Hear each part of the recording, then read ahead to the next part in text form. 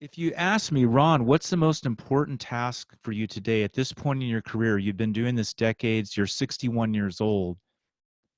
What's the most important part of your message? I will say it's leisure.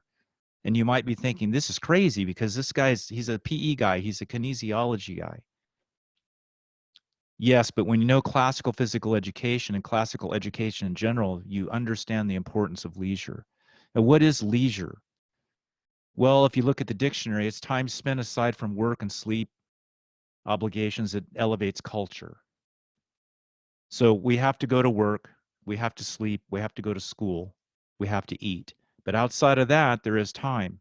And now we're getting into higher levels of leisure, reading, manual arts and crafts, using your hands, wood shop, metal shop, pottery, things like this, playing a musical instrument, different types of hobbies, going outside, camping.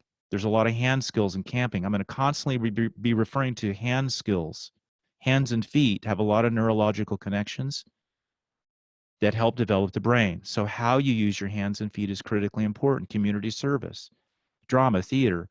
Basically, it's active participation. And I'll be underscoring the importance of active participation versus passive participation. There is a big difference. Recreation promotes mental growth. The word scholar actually comes from the Greek word skole, which means leisure. So basically, when you think of leisure, you need to start thinking of school. Because if you use leisure the right way, you're learning something. You're not just sitting around, doing something passive like watching something on Netflix that has no cultural value whatsoever. Because Curtis from Columbia University in 1931 was writing about when we're weary, we get no new ideas. So when you're really burned out, it's hard to be creative. We can only follow routine, regimentation. Our periods of growth come actually when we get a new point of view, which is usually found in some sort of relaxation or even play.